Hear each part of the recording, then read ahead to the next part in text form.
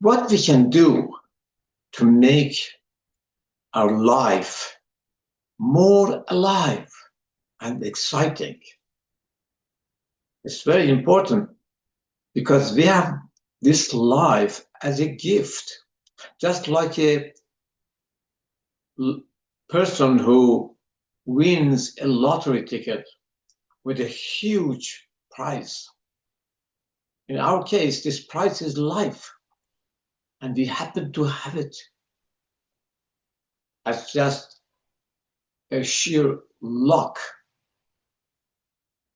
and we will not get it even millions and millions years later.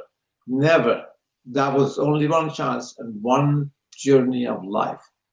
So what we can do in that limited time with such a huge gift of exploring ourselves and life is very important. And people like me who are approaching the age of 90 understand it more than others that how this any single day of our life is valuable, is part of that gift we are using. And guess what? Most of us are not using it. Actually, half of our life, half of this gift remains dormant until the end of our life. Yes. And that is our intellectual life. Let us look at our existence, who we are. In first glance, we can see there are two parts of us. One, the shell or the form, we can say, this body, and its need, which is through our five senses, and the matters, physical things. And the other one is what we have inside, which is a different being. You can call it whatever you wish, soul, spirit. I call it intellectual being. And that's not human being for survival. It is more. It is an intellectual being called human. Let's keep in mind that any living thing is not intellectual. They are being. We are intellectual being.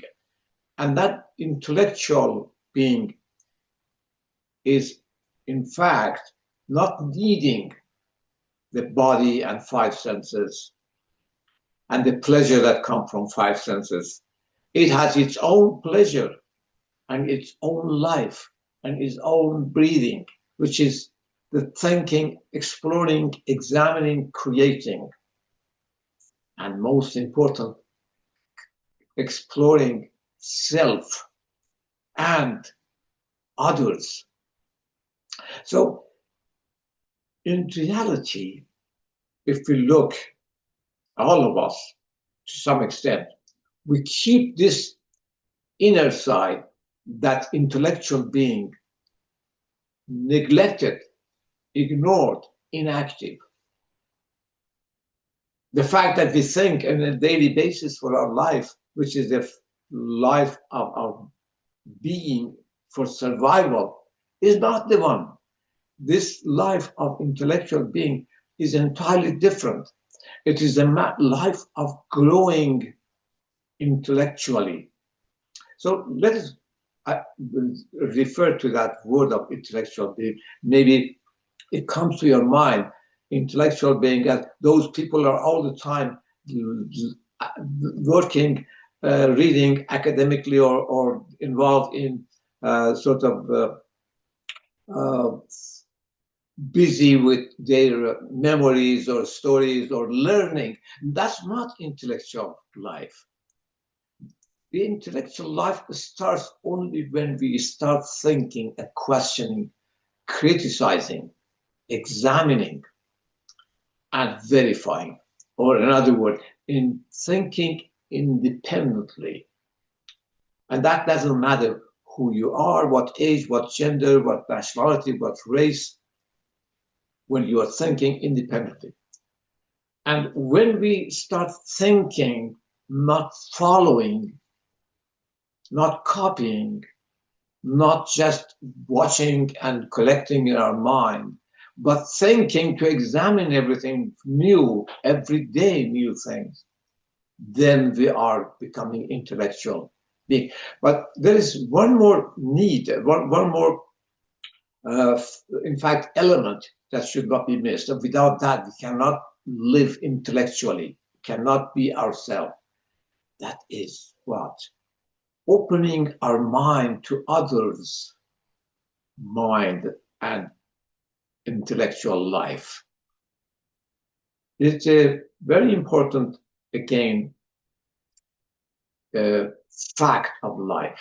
And that's what we are not alone. We cannot grow alone. We cannot even be ourselves alone. We are tightly connected with other things, and specifically with other human beings. Intellectual being and intellectual activity and the intellectual dimension of life starts when we open our mind to others and to each other's, I mean, just mutually. And that makes miracles. Because when we get involved in dialogue or simply opening our mind to each other's, letting to get into the portal, you to get in other person's mind, finding what he sees, how he sees the world or she sees the world, and vice versa. You are in that person's mind, in his sight, in his thought, and she or he in yours. It's a sort of intellectual marriage. And you grow because all of us only see one small part of the world, one small side of this universe, which we are only have a limited time to explore. And we get into each other's mind. We really learn, not the type of learning we do ordinarily, just the solitude or every one of us close our minds to each other's. This one is entirely different. This is a real learning. It is just learning through finding what other person's mind is and adding to your understanding, correcting yourself. That is the point. And not letting your mind to be uh, frozen or dogmatic. That is intellectual life. You are much greater after that one. And more. Let us also keep in mind that before we getting into this dimension of intellectual activity and intellectual life, we are in the grip of ego, selfishness. We see a very small window. We only see a small part of the outside world, the one that has something to do with our interest. And that itself has another type of, uh, in fact, problems, because we are in the domain of animal kingdom. We still are, in fact, in our primitive level of life. That means we are in the grip of jealousy, greed, temptation, aggression, brutality, hatred, prejudice, and protecting our belief against others. They're all in us from the animal kingdom. The thinking would get rid of them. When we, I mean by that intellectual thinking, we get into each other's mind, just suddenly we see that they are disappearing. That jealousy fails to have us under control, and vicious competition else. So this beginning of real life of human. And when we neglect that, problem is what we are seeing now, especially under today's culture, my friends. That is a huge warning. The culture today denies this intellectual activity. It doesn't want human to be human. It wants to be a tool, just a producer or consumer or both at the same time. No goal, no meaning, nothing. With that loss of intellectual activity, intellectual being, we see trouble in our lifetime. We can see we're going down the hill now today. We're losing trust in each other. We're losing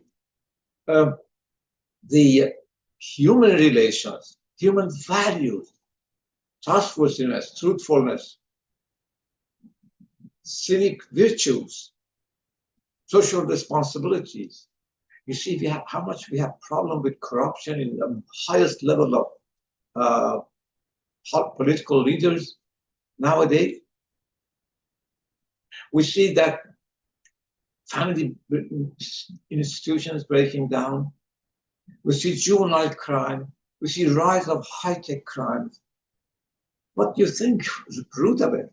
We are neglecting our intellectual life, our human life. Today, as much as we improve or make progress in our science and technology, the same we have problem of rising new type of crimes. And we have juvenile crime. We have high-tech crime. Just as an example, in 1 year, 2024, the report of, I think it's FBI or other institution, anyway, in US, there have been 80,000 false, fake sites, computer sites, phishing sites, as they call it, by PH. Their job were just to trap people into a dialogue and eventually luring them into a dialogue that they were trapped and had to disclose their account numbers, the secrets. They're losing a lot of money. Billions of dollars have been wasted as a result of high-tech crimes.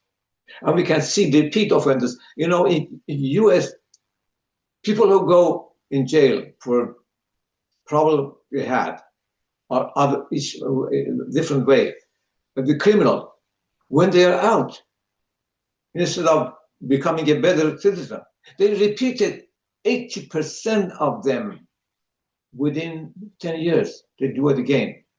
We are not doing well because both in individual level and in social level, in other words, in macro or micro level, we are losing our intellectual being life. We are becoming only solely a being for survival, losing the concept, the meaning, the purpose of life. But all of these can be collected, my friends. In social level, in national level, of course, individually we can't do much. We know that we need just an overhaul to make more, to make our society and our nations more human, but that's beyond our control. But what is under control of you and me is just to save some hours of our 24 hours to dialogue, to intellectual dialogue. What is the purpose of life? Where we are going? What we have in common? How we can change our life by being more human and intellectual and getting rid of this type of life that is full of hypocrisy, greed, jealousy, and vicious competition that we are getting in news every day and also seeing in our day-to-day life. Let us hope that we get a chance another time to talk about this intellectual being and how we can change our life. Thank you.